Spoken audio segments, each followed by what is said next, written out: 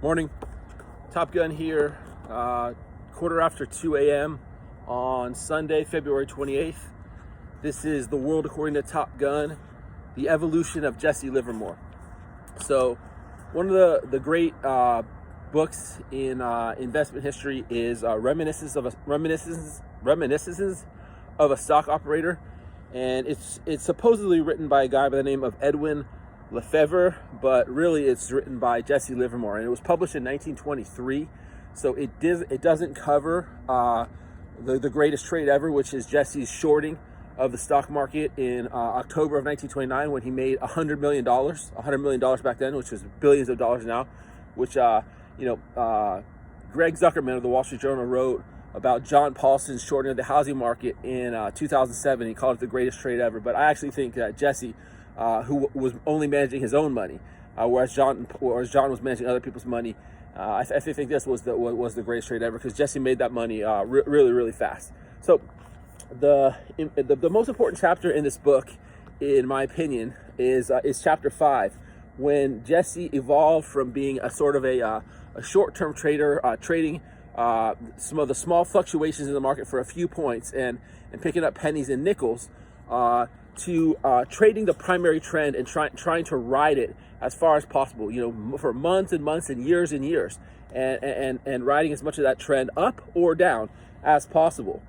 So chapter 5 introduces the famous character of Partridge. Partridge is an old man that trades in Jesse's brokerage office, and when people ask his advice, he always says, what does he say? He says, "It's a bull market, and like it's some priceless information." And Jesse at first was like, because Partridge is saying it like it's this treasure trove of wisdom. It's a bull market, and Jesse's like, what's so big about that? But what he learned is that there was tremendous wisdom in what Partridge was saying. So what Partridge was saying, as Jesse articulates extremely well, is what happens is that we'll buy a stock at 60, and then we'll sell it at 66, and it will go to 76, or we'll short a stock at 80, and it will go to 74, and we'll cover it, and then it will go to 48. And so we're right on our call, but we don't get the full profit of our being right.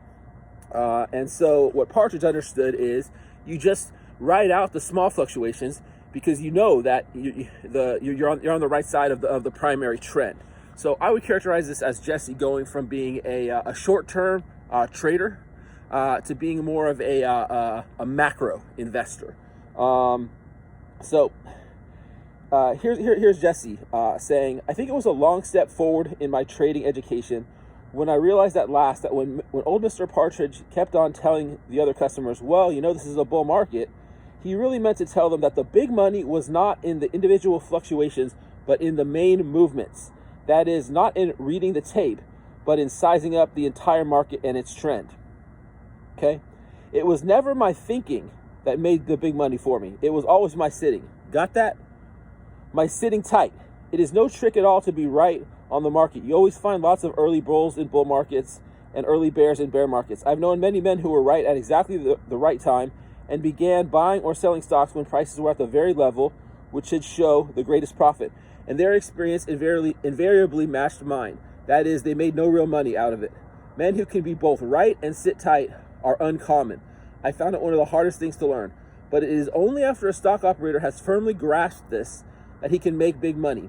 It is literally true that millions come easier to a trader after he knows how to trade than hundreds did in the days of his ignorance. Okay? Disregarding the big swing and trying to jump in and out was fatal to me. Nobody can catch all the fluctuations.